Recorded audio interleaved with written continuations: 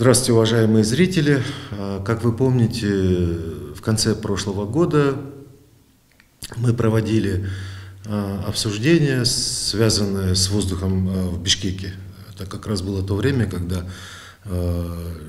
горожане были очень сильно напуганы фотографиями, как тогда назвали, смогов.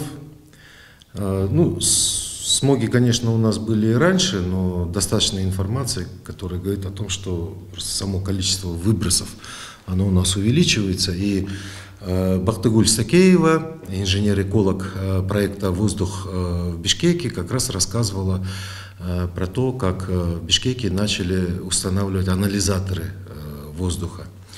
И сегодня к нашему разговору присоединилась Мария Колесникова, руководитель молодежного экологического движения «Мувгрин». Здравствуйте, Мария, рады приветствовать вас, да, у нас ЦППИ. Итак, есть уже определенные результаты гражданского мониторинга за состоянием бишкекского воздуха. И сегодня от девушек мы услышим всю информацию. Что остается добавить? Конечно, проблема эта комплексная. И, кстати, когда я говорил об определенной панике среди бишкекчан, конечно, на вот это тревожное отношение к городской экологии было связано еще и с массовой вырубкой деревьев, безусловно. Потому что это взаимосвязанные вещи. И мы сегодня, наверное, договоримся так, что воздух, результаты вашего мониторинга – это основная тема, да? Но если для раскрытия проблемы и полноты картины вы захотите затронуть и другие какие-то вещи, то, конечно, да, мы себя ограничивать не будем. Итак, слово нашим гостям, нашим экспертам. У нас по итогам нашего гражданского мониторинга уже почти готов отчет. Он содержит такие разделы, как наши данные, да, полученные в течение 3 месяцев. Где-то с 10 ноября мы начали замерять. И получается по конец января у нас есть данные, немножечко где-то с интервалами, но тем не менее в течение каждого дня были замеры. Вот. И для себя мы так выявили, что мы выявили, получается, среднесуточную концентрацию в течение всех этих дней. Графики представим. Помимо прочего, у нас есть данные, которые мы запросили у Министерства здравоохранения. Это статистика зарегистрированных больных за 2015 и за 2016 год. У нас есть в первом, наверное, разделе, да, мы поместили, это такой небольшой анализ наших НПА в отношении охраны атмосферного воздуха, а также у нас есть небольшой раздел вообще, насколько у нас имеется исследований по городу Бишкек по загрязнению воздуха и опыт зарубежных стран или вообще стран, не только западных или развитых, а также и таких, как Китай. Вот, что они делают, да, чтобы сократить загрязнение воздуха. Вот. Я надеюсь, что оно будет таким информативным для лиц, принимающих решения, может быть, в каком-то плане навигационном, что можно предпринять в нашем контексте, в контексте Бишкека. Вот. И хотелось бы, наверное, поделиться, да, что же мы в итоге получили от наших датчиков. Как вы помните, мы сказали, что у нас датчики расположены в 3 местах. 2 из них локализированы в центре города. Это на пересечении Киевско-Настанова, около здания Минэкономики. 1 расположен на пересечении улицы Московской, бульвара Эркиндик. Это вот где здание GIZ и напротив, получается, 6-й школы. И 1 для сравнения мы поместили в Ботсаду. Надо сказать, что вот мы заметили, что когда солнечно, то в принципе вот именно частицы, эти мелкодисперсные, их концентрация невелика, и она особенно поднималась, когда начинало холодать. Вот с наступлением холодов концентрации поднимались, и очень даже было это заметно. То же самое мы просмотрели в течение дня. У 3 датчиков мы сравнили эти графики, и вот было видно, что вот в частности, когда, наверное, вот в ноябре, да, когда наступили уже такие холода, и люди начали топиться, было видно, что вот прям вечером сильно поднималась концентрация, и, наверное, с небольшим понижением она держалась до утра практически. Были видны небольшие, такие, в принципе, хотя существенно, я бы не сказала, что большие прям, но на 10, на 15, на 20 и где-то больше микрограммов повышалась всегда концентрация во время часов пик. Но, с другой стороны, надо отметить, что улица Московская, она практически в течение большего дня она загружена, и не только потому, что да, у нее очень у нас, не только потому, что она центральная, но наверняка еще и потому, что там школа, и родители забирают своих детей, и, несомненно, это создает затор. Что касается улицы Киевской, наш датчик расположен со стороны, где полоса находится, вот, где проезжают маршрутки. Мы думаем, что это тоже как-то влияет, и немножечко на микрограммов 10 где-то концентрация была ниже. Вот. Самый грязный месяц это был месяц январь, и мы вот как-то уже озвучивали свои данные, что наиболее загрязненные дни, вот по нашим данным, это были все-таки в первой декаде января. Мы также смотрели, какие же цифры нам показывают с других городов, и вот в частности в Пекине, потому что Пекин, да, это один из наиболее загрязненных городов. И надо отметить, что вот как раз-таки за последние 6 лет, вот как пишет BBC, в Пекине удалось снизить загрязнение воздуха, и на фоне их загрязнений в эти дни у нас были большие превышения на фоне их сниженных концентраций. Вот. Мы слышали потом, что мы просмотрели литературу, и на самом деле в Китае тоже, да, вначале власти несколько уменьшали эту проблему, пытались ее сильно не разглашать, но вот тем не менее пришли к выводу, да, вот все-таки видно общественность, их как-то тоже сыграла роль в том, что люди повсеместно начали носить маски, и уже власти не могли сдерживать эту информацию. В итоге они бросили все силы, насколько мы вот слышали из телемоста, один казахстанец говорил, вот им приезжали китайские власти, что, и потом мы это еще проверили в интернете, они выводили все свои фабрики, которые топятся на угле, они их выводили. Соответственно, все население у них практически знает, что такое PM2,5, это обязательно. Любую фотографию мы посмотрим, все люди в масках, они информированы. Вот. В общем, делается все, чтобы население их оставалось здоровым.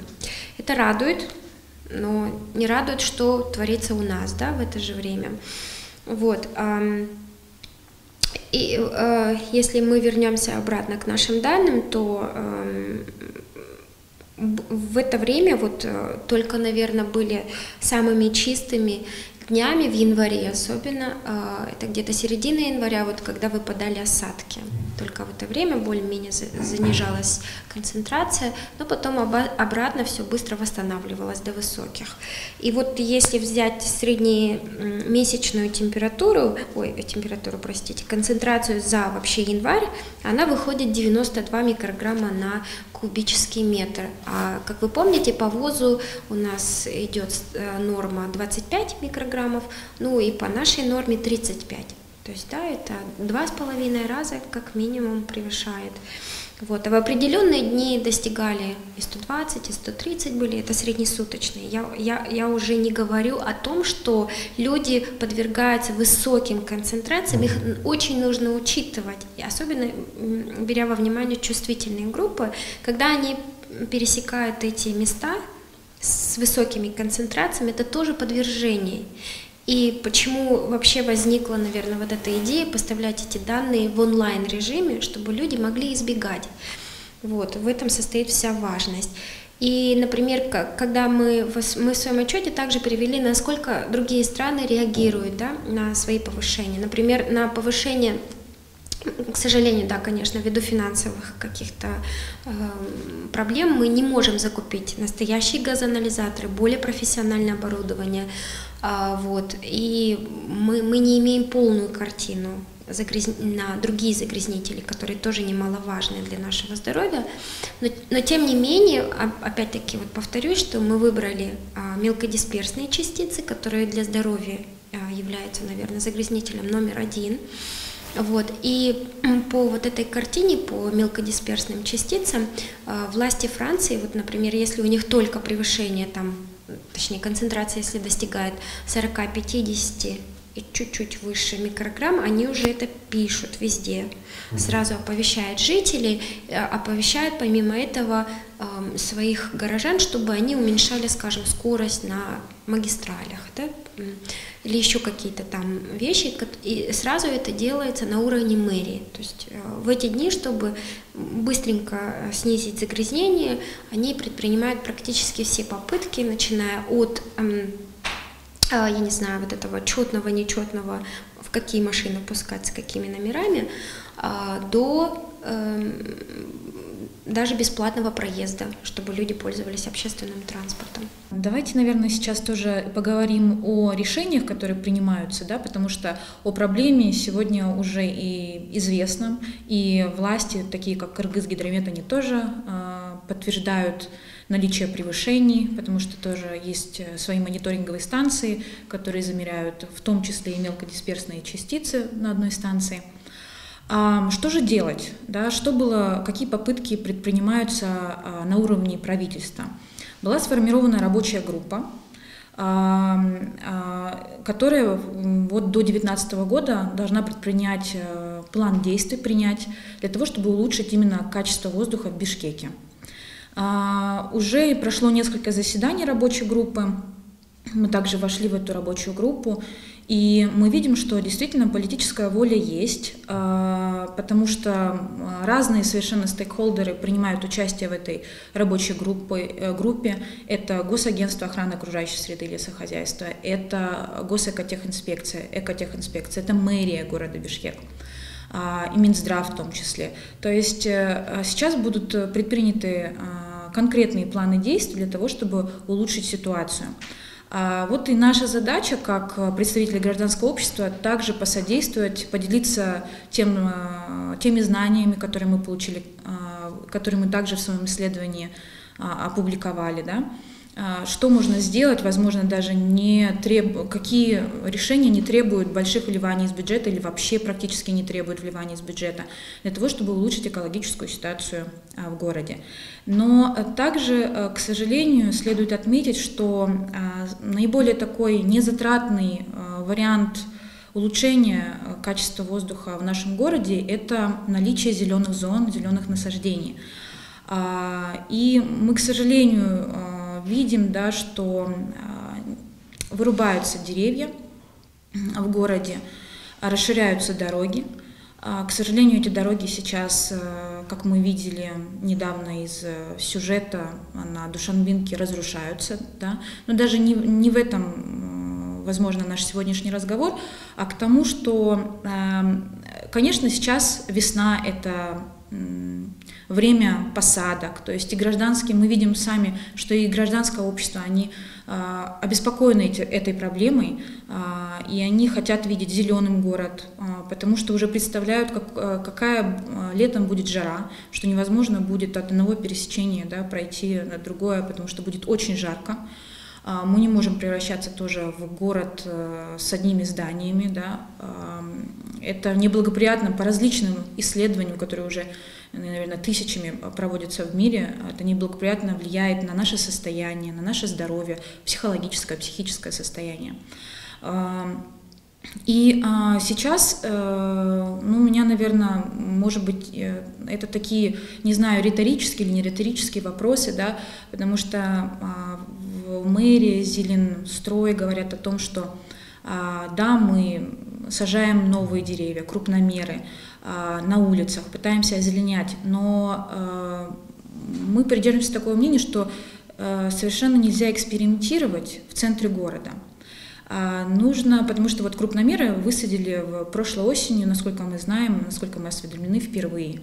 Это был такой эксперимент зеленохоза сейчас называется, да. Почему бы не экспериментировать на новостройках, которых не так много деревьев, да?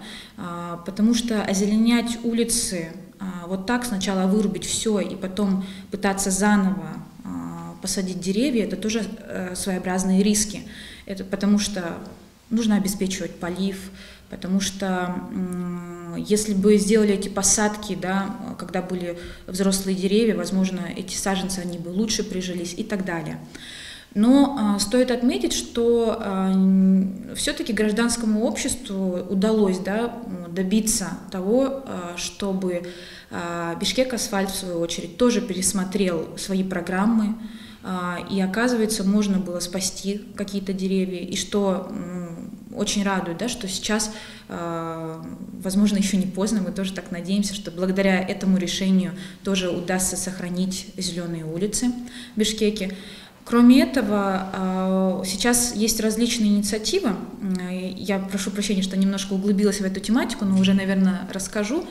Вот недавно тоже мы запустили такую, скажем так, акцию, флешмоб, которая называется «Посади свое дерево», где представили горожанам информацию, как можно озеленить свои дворовые участки. То есть, что можно сделать на уровне одного человека, на уровне одной семьи, не согласовывать это с муниципалитетом, потому что эти земли не принадлежат муниципалитету, да? Потому что мы хотим тоже видеть от горожан какой-то отдачи, что именно ты ответственен за это дерево, или ты ответственен за озеленение своего двора, или своей улицы, или участка, или, возможно, школы, учреждения, офиса своего, да?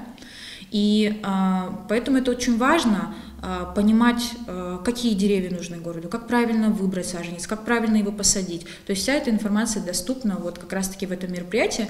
Мы благодарны тоже Диме Витошкину, который экспертную помощь нам оказал в этом, разработал вот эти информационные материалы.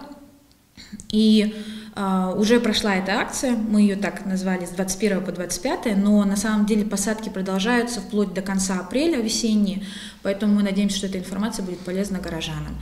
И только когда горожане почувствуют свою сопричастность к жизни города, только тогда можно, наверное, говорить о том, что они будут защищать вот свое здоровье прежде всего, потому что экологическая ситуация, это, наверное, нужно уже всем осознать, это в первую очередь здоровье нашей семьи, меня индивидуально, вас индивидуально, наших детей, да, и поэтому это очень важно понимать, поэтому нужно участвовать в жизни города. Как раз-таки сейчас тоже план детальной планировки рассматривается, уже по районам прошли 4 общественных слушания, и мы увидели, насколько горожане стали активно вообще обсуждать этот план, потому что очень много непонятных вещей с точки зрения, да, коммуникации правильной. Горожане, они тоже опасаются, что вот, допустим, если примем этот план сейчас, как он есть, завтра я проснусь, и перед моими окнами будут, допустим, строить какой-то многоэтажный дом. Почему мы тоже вливаемся, скажем так, в обсуждение этих решений? Потому что были допущены ряд ошибок при строительстве тех зон, да, где абсолютно нельзя было этого делать. Да? Есть природоохранные зоны, есть парки, в которых произошел самозахват земель, да, и кроме этого были застроены Лавединское ущелье, где совершенно нельзя застраивать, да, многоэтажными домами, в том числе, почему мы стали свидетелями смога, возможно, да, вот в первой декаде января, Возможно, и кроме погодных условий, всех остальных источников загрязнения, да, возможно, и то, что просто не хватило продуваемости именно в тот момент, да, и не только в тот момент. То есть мы пока сделаем, конечно же, предположения, потому что наш анализ, гражданский мониторинг качества воздуха, он продолжится вплоть до конца ноября 2018 года, мы так надеемся. Потому что хотелось бы видеть более полную картину и хотелось бы немножечко тоже узнать, на самом ли деле, как говорят сейчас наши представители властей, о том, что только автомобили, допустим, являются основным источником загрязнения города Бишкек, да, воздуха. Потому что по разным данным от 400 до 500 автомобилей, тысяч автомобилей у нас сегодня курсируют в городе. И поэтому было бы интересно посмотреть, на самом ли деле больше это котельные, бани, частный сектор загрязняет, либо это все-таки автомобили. И вот как раз эта разбивка на год и по сезонам, по месяцам нам позволит увидеть эту картину и сделать анализ. Поэтому то, что мы сейчас представляем, это пока только, скажем так, за сезон осень-зима. Будем продолжать, и будет интересно посмотреть, что из этого получится. Потому что сейчас тоже у нас рассматривается вопрос по введению техосмотра.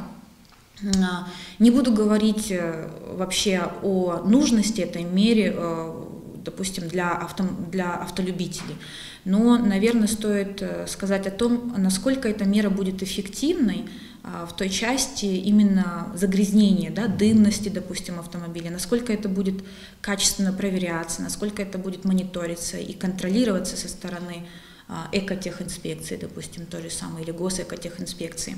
Поэтому хотелось бы, чтобы вот эти принятия решений на уровне правительства и государства, конечно же, были комплексные. Надеемся, что это нам тоже удастся сделать в составе этой рабочей группы в том числе. И, наверное, остановлюсь буквально коротко о том, что, несмотря на то, что вот у нас, так скажем, люди разделились на две части. Одна часть людей говорят, что, конечно, это загрязнение ТЭЦ, это бани, это все не контролируется, это автомобили и так далее. То есть нужно это как-то регулировать, и я здесь ни при чем. Другая часть людей, они понимают, что они тоже участвуют, да, в загрязнении качества воздуха в своем городе. И это очень радует, потому что вот эти меры, они должны идти параллельно, потому что если мы сейчас не осознаем, что мы ответственны за это, и что можно улучшать, да, и делать свое поведение более экологичным, то это тоже определенный вклад внесет. Например, вот когда задают вопрос, ну вот что можно сделать? Например, если вы автомобилист, мы проводили в свое время небольшое такое исследование, в одной семье до 4 автомобилей может быть. Зачем? И зачем, если вам нужно по прямой, допустим, там, где есть хороший транспорт общественный, да, вам только на работу и домой в этот день, зачем использовать свой автомобиль для одного человека, если вам не нужно, допустим, везти детей там, в детский сад или в школу, да, когда мы понимаем, что это очень некомфортно, неудобно. Почему бы не устраивать себе такие экологические дни? Почему бы частному сектору, допустим, уже не строить свои дома с точки зрения вот, энергоэффективных решений? А когда даже утепление окон может существенно и сэкономить причем, да, на отоплении, не только не загрязнять окружающую среду и тот же воздух, который мы дышим. Кроме этого, вот, уже не первый год экотехинспекция борется с тем, чтобы частный сектор не сжигали листья. И мусор вообще не сжигали, да? То есть это же тоже мера, когда вот эту информацию люди получают, и самое главное, там есть своя инфраструктура, и Тазылык там тоже работает, почему бы это действительно не сжигать, да, а просто немного поменять свое поведение, да, более ответственно относиться и к потреблению в том числе. Поэтому вот такие меры, как нам кажется, тоже способствуют тому, чтобы экологическая среда в городе, она улучшилась. Бактыгуль, у вас уже есть результаты мониторинга. Ну, я допускаю, что для полного анализа, да, и подготовки каких-то практических рекомендаций, ну, это тоже требуется отдельное время, да, это отдельная работа. Но даже просто цифры, они, конечно, показали свою эффективность. Ну, прямо скажу, не всегда здоровую, да, вот, например, тоже ваше мобильное приложение, через которое любой желающий на своем смартфоне мог увидеть значения, которые показывает ваша аппаратура. И все это с эффектом усиления в СМИ, оно некоторых горожан даже до какой-то фобии, да, доводило. Все тут же в соцсетях начали делиться, что вот они прям начали чувствовать, насколько загрязнен воздух, да, что можно даже видеть, насколько он загрязнен. Понимаю, что все эти страхи оправданы, но и вот как раз-таки в связи с этим вопрос, а можете ли вы уже какими-то прагматическими советами поделиться для горожан? Вот, например, когда я сегодня, например, в Твиттере поделился информацией, что у нас будет встреча с вами, мы будем обсуждать вот проблему воздуха, там уже конкретно спросили, насколько способны помочь респираторы, если их носить. Но кроме этого, у нас очень много любителей бега, других физических занятий на свежем воздухе. Есть любители велосипедной езды, вот что они могут для себя подчеркнуть полезного. Или вот вы говорили, вы какие-то пиковые, да, значения определяли. Может быть, это говорит о том, что есть какие-то дни повышенного риска, да, в которые те же люди, например, я не знаю, там аллергики, да, или люди, страдающие от заболеваний дыхательных путей, зная это, уже сами могли себя как-то обезопасить, да, то есть минимизировать там свои поездки или там пешие прогулки по городу. В общем, вся вот эта, как бы, скажем так, полезная информация, которую можно из результатов вашего исследования почерпнуть. Мы вот на своей страничке опубликовали недавно инфографики о том, как можно уберечься от загрязненного воздуха, ну и что можно сделать, например, чтобы и не загрязнять его со своей стороны. Если вы в автомобиле, то во время загрязненного воздуха или во время пробок ни в коем случае не нужно открывать окна, это понятно, но также не нужно включать открытую вентиляцию, потому что мы смотрели, что во время открытых окон и во время работы внешней вентиляции концентрация загрязняющих веществ очень существенно поднимается, в 2 раза как минимум. Вот. Потом касательно вообще, наверное, домов, да, если вы знаете, что цифры высокие, то желательно не открывать окна ни в коем случае. Загрязнение внутри помещения — это вообще отдельная тема, потому что в доме у нас есть отдельные загрязнители, да, это пластик, это все химические вещества, которые мы в доме применяем. Мы также поместили информацию, что дома, для защиты можно поставить ионизаторы, воздухоочистители, увлажнители воздуха, даже растения. Есть растения, которые очищают воздух до 80% от загрязняющих веществ. Вот. Если вы бегаете, то во время, когда обратно наше приложение показывает высокие цифры, то лучше не бегать, лучше просто пройтись, потому что физическая активность во время загрязненного воздуха, она больше вредит, нежели помогает. То же самое касается велосипедистов, потому что у нас велосипедисты, к великому сожалению, вынуждены ездить прямо около автомобилей. И вот это, представьте, поднимающаяся пыль от авто, да, все вот это вместе, это просто их оседает наверняка в их легких. Они наиболее подвергаемы, я думаю, раз они совсем рядом с выхлопными трубами автомобилей находятся, они наверняка подвергаются, да, высоким концентрациям. Это тоже очень вредит, конечно, им и велосипедистам, и тем, кто занимается физической активностью, то есть бегают вокруг. Им очень важно одевать маски, именно респираторные, ни в коем случае не тканевые, потому что эффективность тканевых, неэффективность, точнее, тканевых масок была уже доказана. Именно в отношении мелкодисперсных частиц, да, которые вот проникают в более глубокие части легких.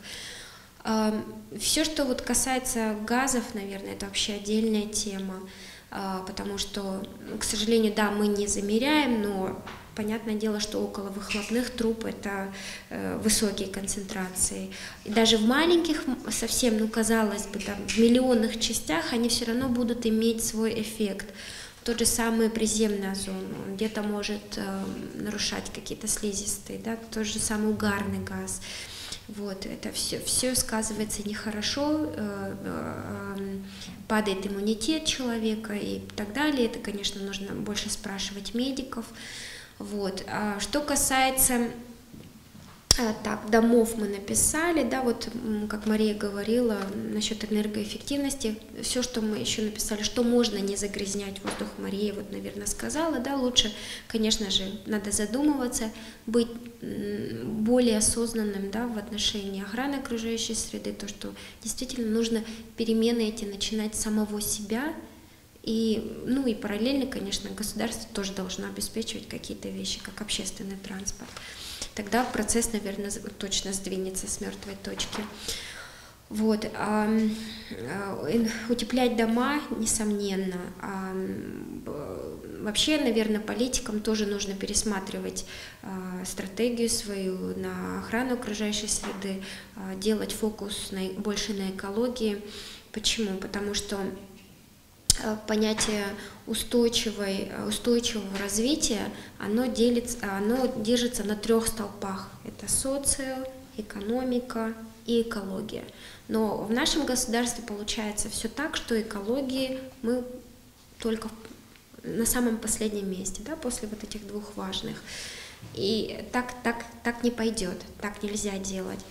И когда мы смотрели, вот, например, вот этот индекс, экологический индекс стран, то мы очень снизились, то есть снизились в этом рейтинге, потому что у нас, по-моему, как раз-таки из-за загрязнения воздуха. Если вот обратно сказать, наверное, в плане, если мы страна, которая делаем фокус на туризме, то нам ли не нужно задуматься, очень глубоко задуматься, что такие вещи, чтобы мы себя не очерняли, да, то есть нужно дальше себя представлять со стороны, что мы вот такая экологичная, экологическая страна, где у нас суперчистый воздух, прекрасные горы.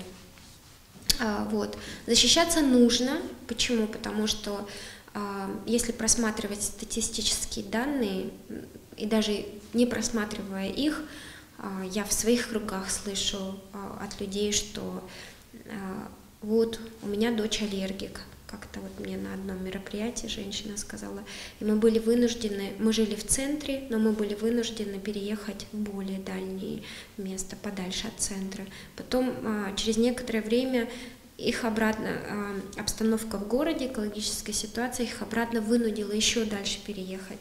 Мы часто слышим, если вот взять кардиологическую, в общем, отделение кардиологии в больницах, что сейчас от сердечных болезней умирают молодые, да, то есть вот этот порог возраста, он снизился. То есть не только теперь старики, но и молодые у нас могут умирать от сердечных заболеваний. Если все это брать во внимание, то мы должны учитывать, что загрязнение воздуха здесь играет не последнюю роль. И вот Всемирная организация здравоохранения, у нее очень много исследований в этом плане, да, ровно как и вообще в других, конечно, областях, но было доказано, что загрязнение воздуха повышает, по-моему, если не ошибаюсь, в процентах, где-то на 28%, наверное, наверняка повышает вообще риск всех этих заболеваний. И там, где города чище, соответственно, риск заболеваний таких гораздо меньше. Даже какие-то, скажем, пресловутые 10 микрограммов могут играть роль. Было исследование в Европе, именно в загрязненных городах, и когда эти в этих загрязненных городах им удалось снизить на 10 микрограммов загрязнения, уже данные пошли лучше. То есть я бы, наверное, все бы подытожила бы тем, что то, что мы не видим, не значит, что его не существует. То есть если загрязнение воздуха непременно существует, есть разные загрязнители, но нужно делать, наверное, наибольшие меры и понимать, что, наверное, чиновникам понимать, что, приходя на ту или иную позицию, в первую очередь ты ответственен за решение, которое ты сейчас принимаешь. Это не просто там статус или что-то еще, это ответственность. Когда вот люди начнут, то есть чиновники, приходящие во власть, начнут понимать, что это большая ответственность, может быть, тогда что-то будет делаться в нашей стране в отношении здоровья людей. А если такого нету, то можно сказать, что люди работают только для себя ради каких-то своих выгод. Мария, вы упомянули о том, что проект по мониторингу воздуха до конца года примерно. В связи с этим вопрос, а что дальше? Потому что замечательно, вы привезли оборудование, вы показали, для чего оно нужно, да, как работать с данными. Ну, прежде всего, это информирование, конечно, населения. Следовательно, вопрос, а что дальше? То есть это проблема денег или это проблема специалистов? То есть в каком направлении нужно работать для того, чтобы мониторинг, вот эти замеры состояния нашего воздуха, это уже стало, в общем-то, обычным делом, да, и которое к себе привлекает повышенное внимание. Тем более, если я ошибаюсь, вы меня поправите, 3 установки для миллионного города, экологически неблагополучного, это, конечно, мало. Это хорошо именно для уровня экологического стартапа, чтобы сдвинуть проблему с мертвой точки. Но для полноценной работы по сохранению городской экологии это, конечно, мало. И второй вопрос, он связан с первым. У меня вопрос, собственно говоря, вы уже сказали, что вас привлекли к работе с госорганами. Это отрадное явление, потому что у нас не часто государство обращает внимание на общественные организации, на некоммерческие организации. И мы должны, конечно, все прекрасно понимаем, волокита, забюрократизированность, любовь наших госорганов перекладывать ответственность от себя на другие ведомства. Что таить? Просто растущий непрофессионализм, вот именно кадров государственных органов, это другая проблема большая, да, но которая тоже находится в комплексе с остальными.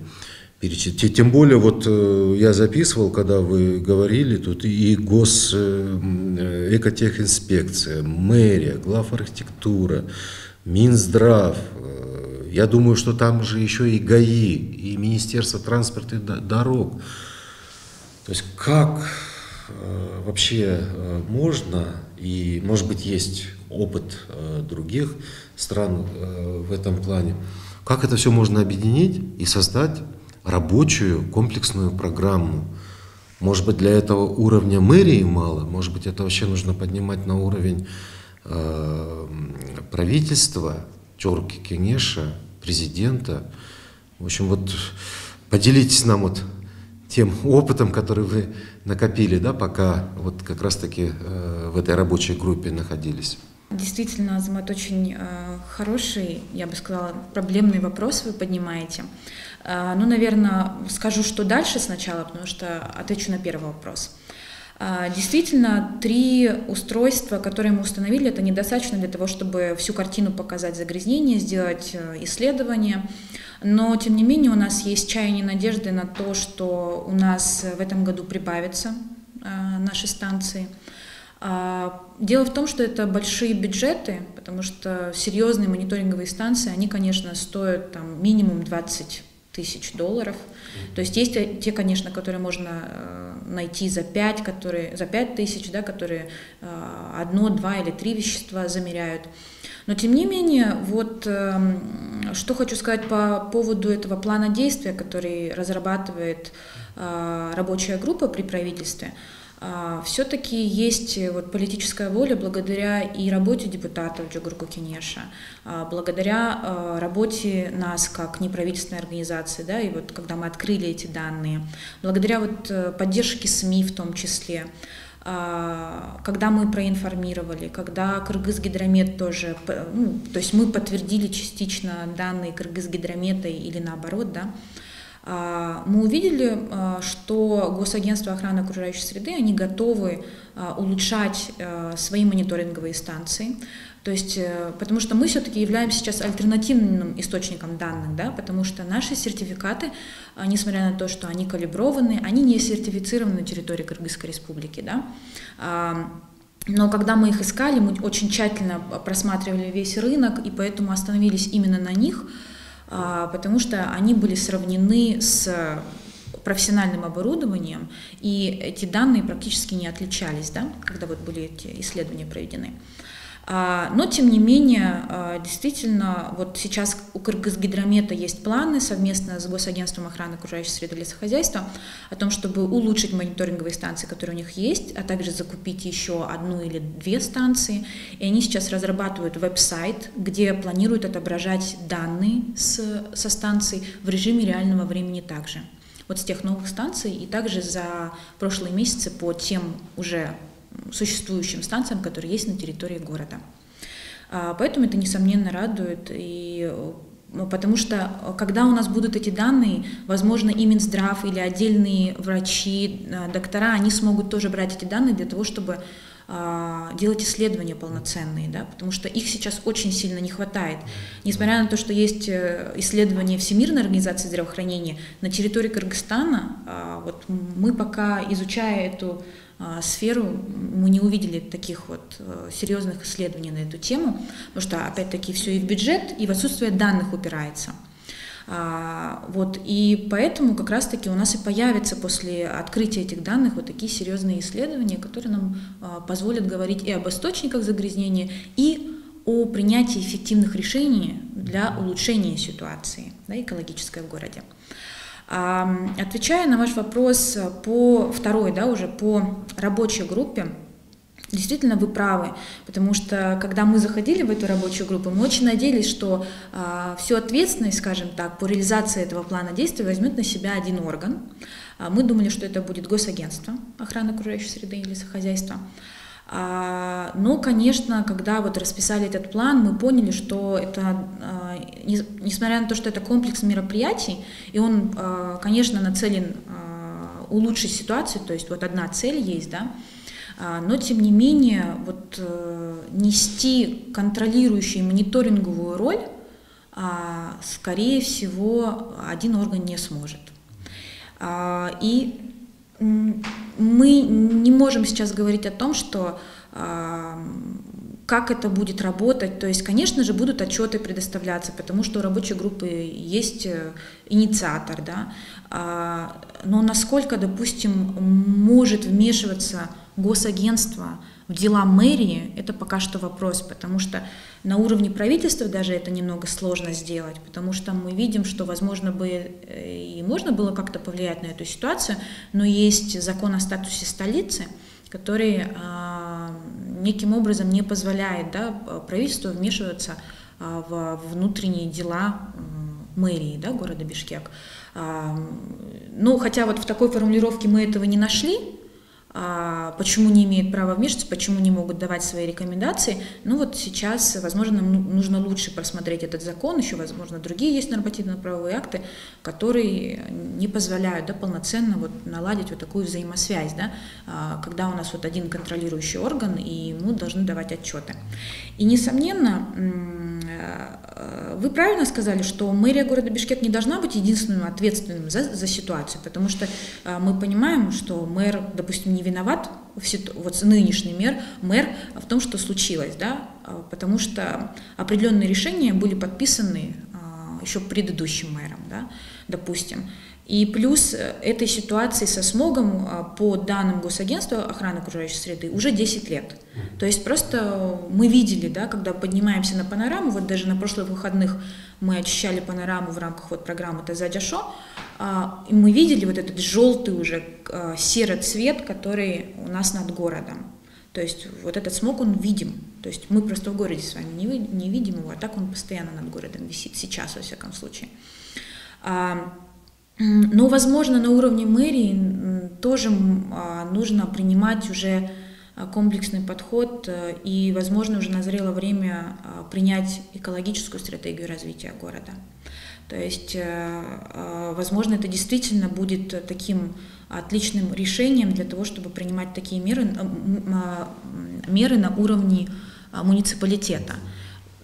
Тогда как, конечно, вот, допустим, то, что мы сейчас должны реализовать какие-то действия, потому что мы вошли в Евразес, например, с 2018 года уже есть определенное налогообложение на растаможку автомобилей, которые моложе 2007 года, да? То есть налогообложение уже выше будет на такой автомобиль.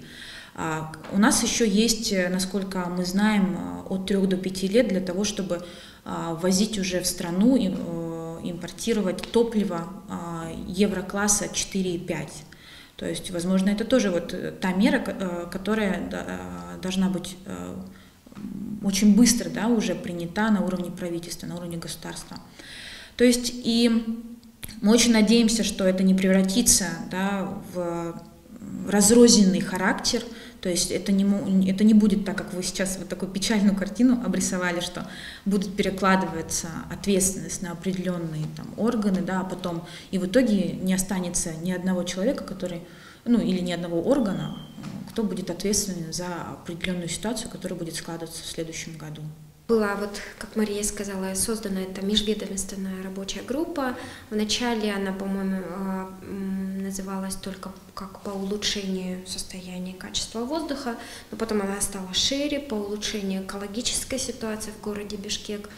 Вот. Насколько нам известно, то вот ГАУСЛХ совместно с другими госорганами, мы тоже были на это мероприятие, все они обсудили, значит, кто какие мероприятия в рамках своих бюджетов или каких-то уже нынешних проектов, кто что может сделать для улучшения. И они все представили эти планы, точнее, этот один план на рассмотрение правительству.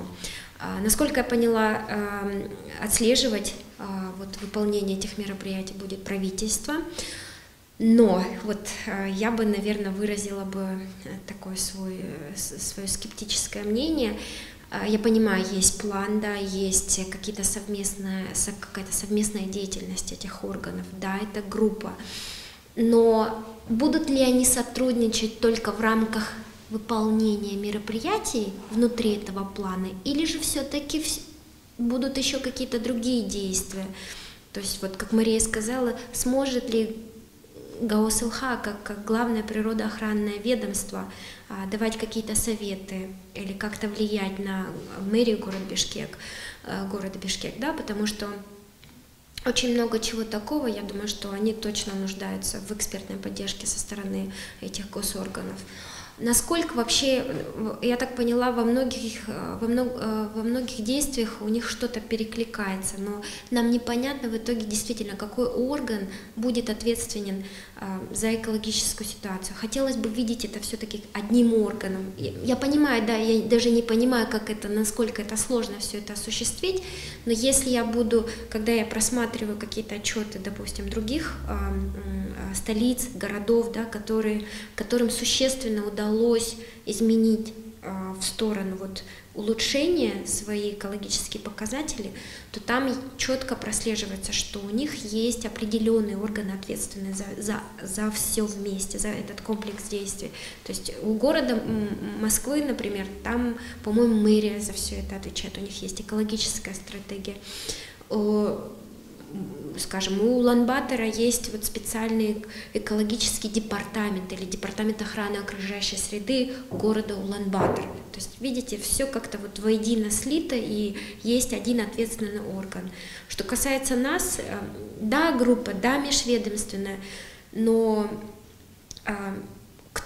лица меняются, да, кто-то может не прийти, кто-то может быть не в курсе, что, и вот когда вот это количество большое, и еще тем более там немалое количество представителей сидят со всех этих министерств, я не думаю, что диалог может быть настолько эффективным, насколько вообще он должен быть эффективным. Спасибо вам большое за очень интересную беседу, за новую информацию. Я думаю, любой человек, для которого не безразлична вообще экологическая ситуация в Бишкеке, найдет для себя очень много интересного, над чем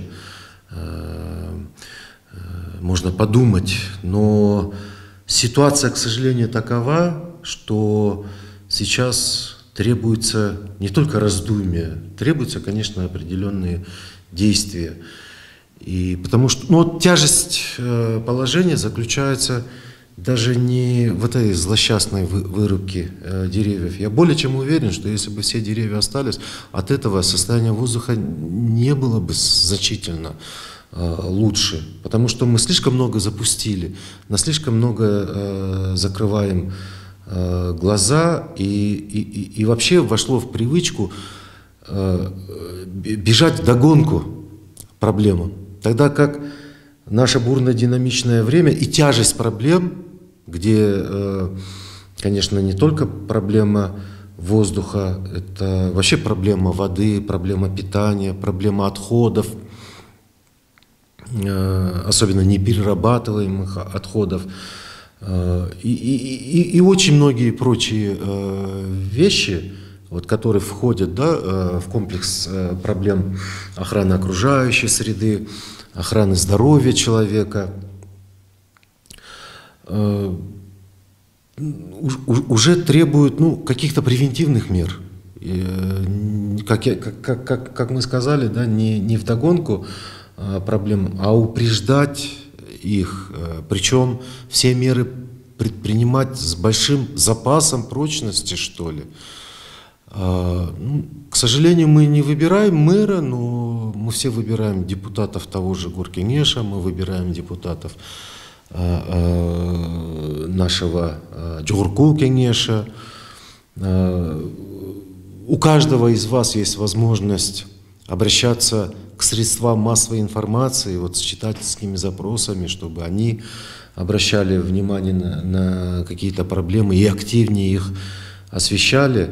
Потому что без широкого участия и активного участия гражданского общества, горожан, конечно, трудно очень будет решать. И в этом плане, я надеюсь, да, мы постепенно, наше экологическое сознание, правовое сознание, гражданское сознание с каждым днем будет расти. Давайте друг друга подстегивать, давайте друг друга убеждать, мотивировать на какие-то конкретные действия и решения. И тогда, я уверен, когда-нибудь Бишкек станет комфортным городом, где, скажем так, люди стремились бы жить, а не так, как вот мы сегодня упомянули, что есть уже тенденция переселяться куда-то далеко, наверх, там, где еще природа. Но это экстенсивный путь.